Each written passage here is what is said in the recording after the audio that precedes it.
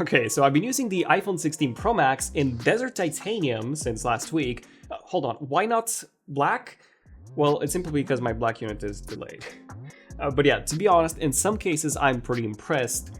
However, in other cases, I am quite disappointed. And I'll tell you all about it right after our sponsor, Spigen. Spigen's latest cases for the iPhone 16 Pro Max are amazing for keeping your phone safe and protected in style with these awesome designs. More on Spigen later in the video.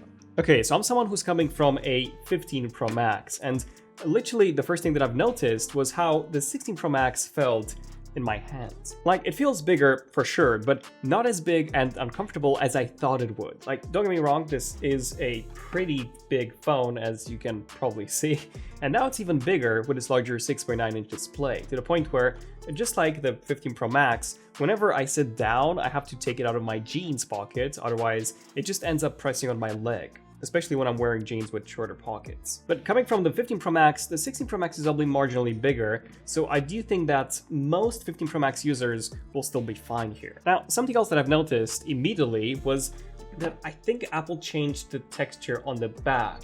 At least the 16 Pro Max feels a bit smoother, which I personally do prefer compared to the 15 Pro Max. It kind of reminds me of that super smooth glass back of the Pixel 4 XL from back in the day. So that's the feel in the hand, but what's it like using it? Well, my experience setting it up was not great. The setup process actually kept failing. It essentially got stuck during the camera control setup and literally froze the phone entirely, requiring me to restart it. And whenever I did restart it, it would start the whole data transfer process from scratch, which also kept getting stuck. So it literally took me 5 attempts before I was able to transfer my data from my 15 Pro Max to the 16 Pro Max. Something that I don't remember ever being an issue before. Yeah, I feel like Apple's software is becoming more and more glitched recently. But anyway, once I did get it to work, the 16 Pro Max did feel noticeably more responsive than my 15 Pro Max did. I've got a tendency to launch my apps through Spotlight Search, and just doing that felt way faster on the 16 Pro Max compared to the 15 Pro Max. And everything else did as well. Typing. Oh, and speaking of typing, I did find the typing experience to be both better and worse on the 16 Pro Max. Since the display is a bit wider, I actually find it easier to type on the 16 Pro Max. Like, my fingers are just less crammed than on the 15 Pro Max, so I was able to type even faster on the 16 Pro Max compared to the 15 Pro Max. The part where the typing experience is worse has to do with haptics. Because of the camera control button, Apple added an extra haptic engine on the right-hand side, and because of that, they did tweak the haptic response of the keyboard. So while I have found the haptics on the keyboard to be more uniform than on the 15 Pro Max, they are for some reason considerably weaker and softer. So I actually much prefer the haptic response on the 15 Pro Max from before. Now, aside from the keyboard, something else that I immediately noticed when using it were the bezels. The bezels are indeed incredibly thin.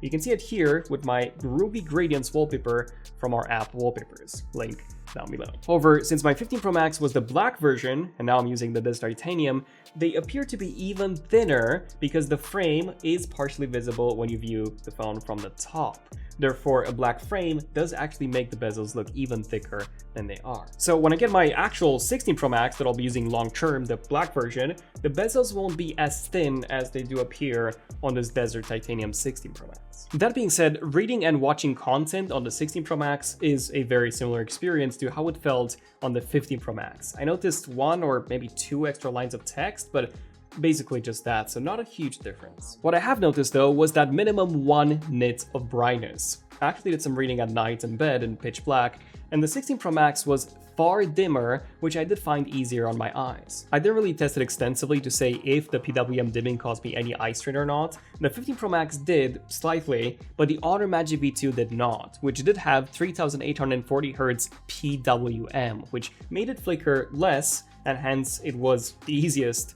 on my eyes at night. Yeah, it's unclear what sort of PWM the 16 Pro Max has, but the XOMark will for sure be giving us some insight soon. And this brings me to the camera control, the change that I was excited for the most in the entire iPhone 16 lineup. We showed this in our Leaks Rumors videos, in concepts and dumb units, and I was genuinely hyped for this. But after using it, I've been left very disappointed. Here's the thing, the placement is not great. It's far too low, which means that when I'm using the iPhone in portrait mode, I need to do these finger gymnastics to be able to reach it. And when I'm using it in landscape, I need to hold it like this to take the shot, which is not very comfortable. Of course, I can always, hold it in two hands, but yeah, I'm just referring to the one-handed usability here. Now, I didn't really feel as uncomfortable on the dumb units, but these things were, of course, much lighter. Now, what I do really like about a camera control is how quickly I can launch the camera. I literally just press it once and then boom, I'm in the camera app. The action button was not only in a much worse placement, but you also had to hold it to launch the camera, so it was far slower. This also means that we've now got 4 ways of launching the camera from the lock screen: the camera control, the action button, the lock screen button, and then of course also swiping to the left. Although everything else aside from the camera control and the swiping gesture can be remapped to something else. I also like that it physically clicks, something that I was not expecting, but I am glad to see this, which means that even when you're wearing gloves, you'll still be able to press it and quickly launch the camera. Oh, and if you're worried about cases, our sponsor Spigen does in fact have a cutout for the camera control button on their cases, so this will not be an issue. Plus, they also come in a range of stunning styles whilst offering some great protection. Spigen's Ultra Hybrid MagFit Neo 1 looks gorgeous. This fresh take on their 01 teardown design, matched with the iPhone's color, looks super clean. Their Ultra Hybrid MagFit Classic case brings back the iconic iPod design, where the scroll wheel is actually a MagFit ring for accessories. And sticking with that retro theme, the iMac G3 inspired Classic C1 MagFit case gets a new tangerine color. But the blue, ruby, and graphite cases still look amazing too. For minimalists, the Enzo Aramid MagFit has a super slim profile and Kevlar design for great protection and subtle style. The new translucent Frost Black Tough Armor AI MagFit is designed with AI-powered drop simulations to offer you the ultimate protection, and also comes with a handy kickstand too. Check out Spigen's timeless classics by using the links below. Okay, now back to the video. Let's talk about what I don't like about the camera control, and there's a lot here, but it basically boils down to its additional functionality. The idea here is that you press it a bit, but not enough to trigger a physical click, and that's when you'll trigger the force click. Now, by default, this lets you zoom in and out, but then if you double force click, you can actually switch between different settings that you can then adjust, like for example the styles.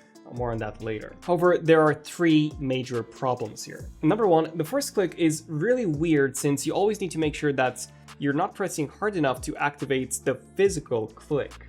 And getting that right level of pressure can be tricky. By the way, I found that if you go into the accessibility settings and then camera control, you can actually adjust this from a lighter pressure to a firmer pressure, although no matter what I've tried, I just couldn't get that feeling to feel right to me. Then my second issue is that for whatever reason, you cannot simply just swipe on it, you have to force touch. Now I actually took a photo, you have to force touch and then swipe on it, which makes it so much slower to use, at least by default. Now you can enable this in the accessibility settings, you can actually enable this swipe. So now if I go into the camera, now I should be able to just swipe. And there we go, it works, but to be honest, this is so glitched, like most of the times it just doesn't even work. The third problem, and this is really the biggest one, is that you can literally use the touchscreen for all of this. Like, you don't need to use the camera control at all, and just using the touchscreen is so much faster. Additionally, if you go into settings, then camera, and then you go to camera control, you can actually disable something called clean preview. This is with clean preview enabled, and this is without. As you can see, with clean preview enabled, your controls will go away. But if you disable it, then even when the zoom feature is active, you can still use the on-screen buttons to zoom in and out, something that is just miles faster and also far more comfortable. So is the camera control a gimmick then? Well, not entirely. For me, when it comes to controlling your camera settings, yes, it is a gimmick.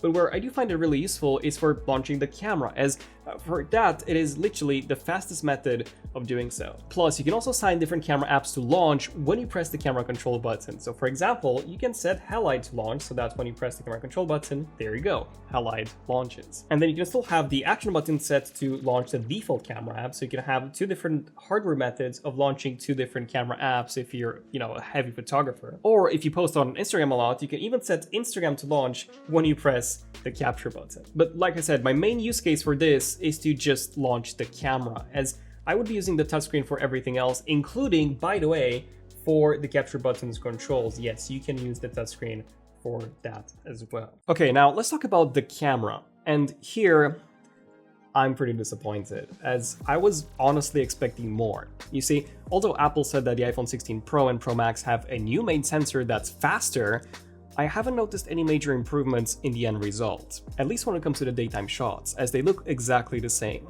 as before. Occasionally, there were some minor processing differences where the 16 Pro was a bit darker, but for the most part, the photos were pretty much identical, sometimes even blurrier on the 16 Pro. Nighttime shots do see some improvements, with the 16 Pro Max being sharper and also with less noise in both the sky and the texture of some buildings. Although the differences are quite minor, and to me this looks to be mostly image processing tweaks. The telephoto is literally the same as before, at least at lower zoom levels. At higher zoom levels, like 20x or 30x, it looks like Apple has tweaked the processing a bit to actually make the end result clear. Now, I did have high hopes for the new 48 megapixel ultra-wide, however, it is exactly the same in its default 12 megapixel mode at least. In fact, it seems to be even slightly noisier than the 15 Pro Max, if anything. And at night, the 16 Pro Max's ultra-wide was even worse, as it was quite a bit softer. Like, the only place where I've noticed an improvement was when specifically shooting in the 48 megapixel mode. It was sharper there, although definitely not 4 times sharper. And also when taking macro photos, which were sharper thanks to the extra resolution and also less noisy. So in some cases, this was actually a pretty noticeable improvement. In others, it was just slightly better. But yeah, that's it when it comes to the main camera hardware changes. Very minor improvements. Now, I've also tried the new 4K 120 FPS video mode, but I'm not actually a fan of it, because number one, if you enable it, you can no longer switch between your lenses. You can only do that on the main one. Number two, in some cases I've actually noticed some severe flickering, which was not the case in 4K 60. And three, the file sizes are just huge. So yeah, I'll be sticking with 4K 60. I've also played around with the new photographic styles a bit. I mean, really, for the most part, these are just the same ones as on the iPhone 15 Pro, but with the ability to now adjust the color intensity. The tint was already possible to adjust before, so yeah, this is purely a software feature that Apple locked to the iPhone 16s instead, possibly to give them an extra camera selling point. The only thing that makes them more different, in my opinion, is that you can apply them after the fact, whereas on the 15 Pro, they had to be selected during capture. But that's it. I've also tried the new audio mixing feature, which this one was, by the way, pretty cool and quite good when recording in a public setting with a lot of background noise. Okay, so this is a test of the audio on the new iPhone 16 Pro. So this is the audio mixing feature, and we're actually going to switch between the audio modes so that you guys can hear what each audio mode sounds like. So let me know, what do you guys think? Which one is the best? I think the studio is probably the best. So in conclusion, after spending about a week with the iPhone 16 Pro Max, I am honestly quite disappointed.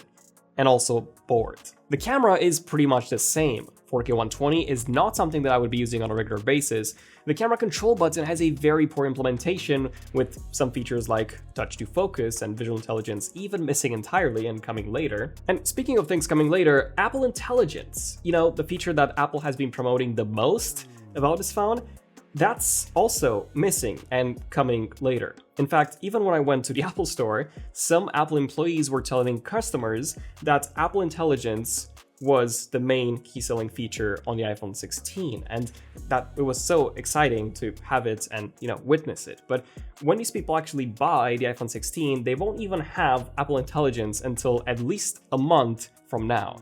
And that's only for the writing tools and the more, you know, basic AI features. The big ones like Siri's contextual awareness, that's only coming out in mid-2025. And not even all regions will be supported, by the way. So, I don't know.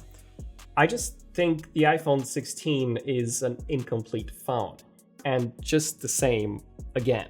Like, the only thing that's not the same, for me at least, I would say is the battery life, where I've noticed a rough 20% improvement over my 15 Pro Max, which is pretty good, by the way. But other than that, yeah, it's the 15 Pro Max all over again with some minor changes. But what do you guys think? Let me know down below, and feel free to continue this conversation on our Discord and check out some awesome, cool wallpapers from our app linked down below. Daniel, this is ZONEofTECH, and I'll see you guys in the next one. ZONEofTECH, signing out. Cheers.